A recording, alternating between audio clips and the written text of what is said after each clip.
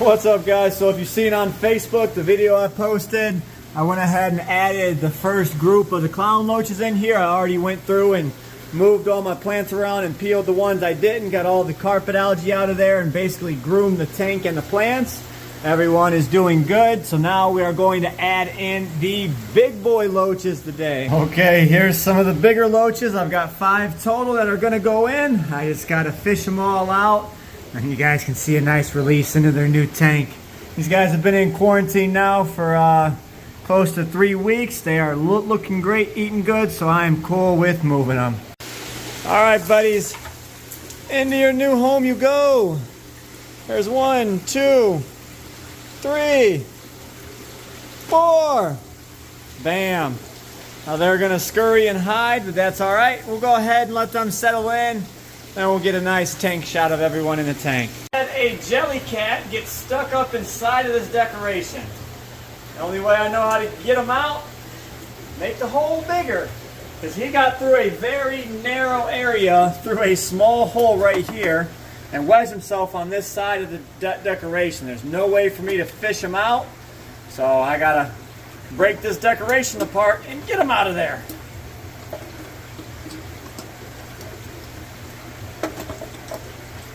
The entertainment's no charge.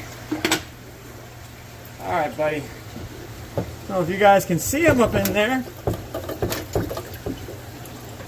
see his head popping out? You see him up in there?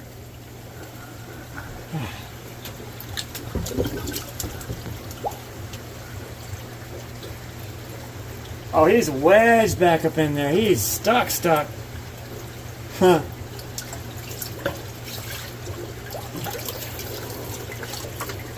Oh, man.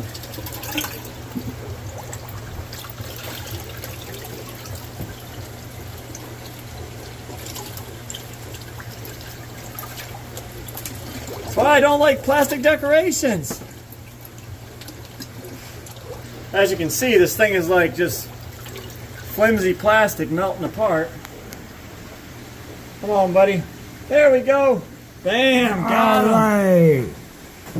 And we got little jelly catfish. All right, this is what I wanted to see. Look at all them clown loaches. They're all schooling together. They were right up front and center. Now I come in and they hide a little bit. So I might take that piece of driftwood out in the back, or I might just leave it. It's not really harming nobody. But I'm glad to see the clown loaches are schooled up, doing good. Still got the geo in there, the Siamese carps. The little high fin sharks are over here. They're cleaning up the bottom. Everyone's just going to town now that I stirred that up and got all the algae out. I went ahead and pulled the roots up on these smaller crypts here, and they should start growing again. So this is a move in the right direction. Now we'll see how long it takes these clown loaches to get rid of all these snails. Okay, so one of the craziest things happened today, and I wasn't expecting it at all. I didn't know that any of these stingrays were pregnant, but I walked in and I found 3 little baby stingrays. It was this girl that just dropped them, and I walked up, I seen the stingray chewing on something, and I'm like, holy crap, that's a baby. So I hurry up, I ran, I got them out of the tank so the other rays were not chewing on them. But yes, we had babies. Let's go see them. Look at them here. You can see they got a little bit of, some bite wounds on them. That is from the parents, chewing on them. This one here is by far the worst, but I think he came out a little bit jacked up. If I can see his underside of his belly, and you'll know why. Sometimes the parents drop them a little premature. These guys are very, very, very small. These 2 here are active and nice, but I'm worried about that one right there. So I went ahead and put them in this tank. They are alone. They could, just be by themselves. They all have back fat on them, so they'll be good for a couple of days.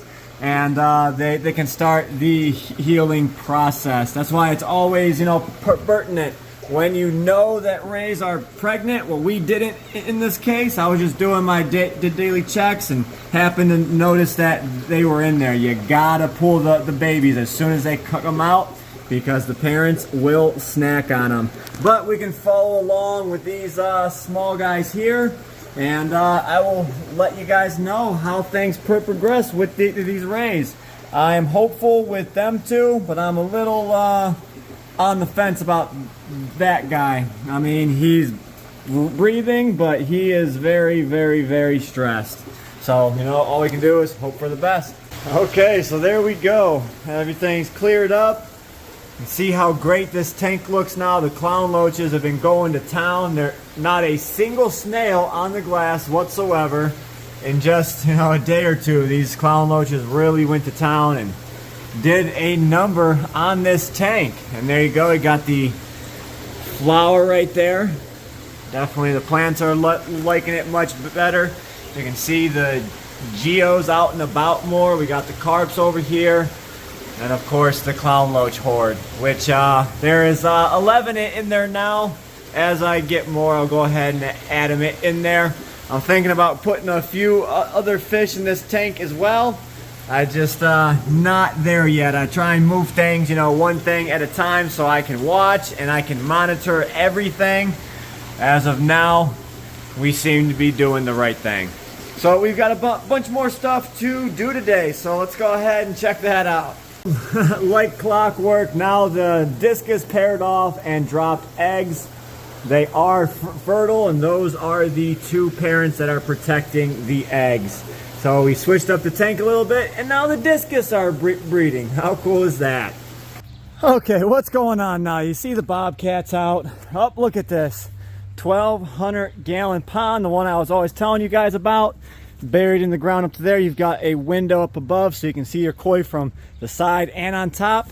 Well, I don't think I'm going to end up doing anything with it. I know I had plans, but plans change, so I went ahead and sold this bad boy so someone else can enjoy it. And it's not just sitting out back of the rescue, you know, just, you know, sitting here collecting dust and leaves and dirt and mud and nasty stuff. So hopefully someone else can enjoy this. I got to work on getting this puppy up front.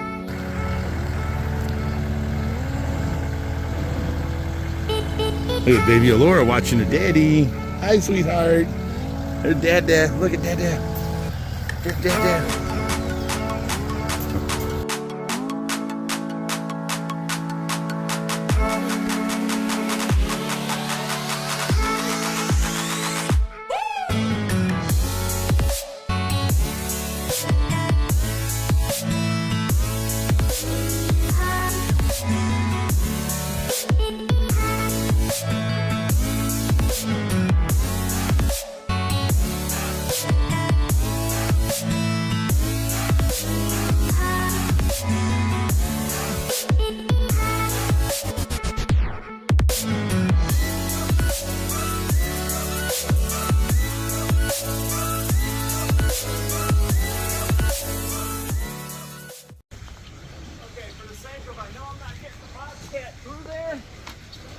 Here's what I'm gonna have to do. Turn this sideways, come out, grab it with the forklift. It already has the extensions on it anyway. Okay. I was looking for them. You were looking for him? Yeah. All you had to do was ask me. I looked in the spot, I'm like, oh, they're not there. Where the hell are they? I think to check the forklift.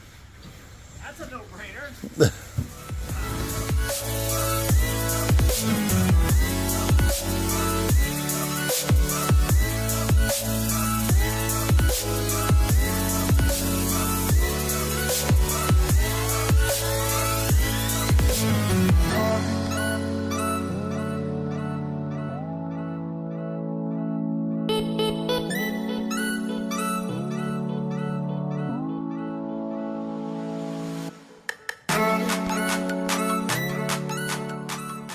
Update on the baby rays. The two are doing better. Unfortunately, the one I was worried about did end up passing, but it does happen.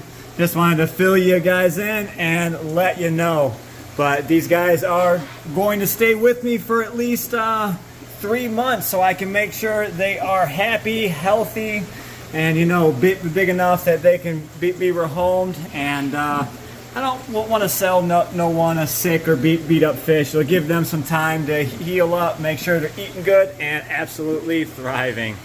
Before we sign off, there goes a little update on the albino lungfish. He's doing pretty well, but we are seeing if the smaller rays will come out and eat up some chopped foods. We've been throwing in bloodworms and bits and pieces of chopped fish and whatnot. Everyone else seems to be eating good, but they are definitely active when the light goes off. That is all I can be thankful for, and they seem to be doing great. But look at that Tigrinus sitting on that full old belly. Same thing with the planiceps. Both these cats are eating phenomenally for me right now.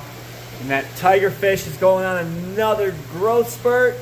I'm getting ready to move some more fish out of quarantine into the display tank. So hope you guys enjoyed the mashup today. I tried giving you a little bit of everything. And yeah, it was a hectic one. I went ahead and moved the other Dorado into here. He seems to be doing well. And an update on the mama ray before we sign off. She is back to eating very well. Everyone in that tank is doing good. She never ended up popping out no more. So we got 3 out of her for this batch. So hope you guys enjoyed. I will catch you in the next one. Stay fishy, my friends.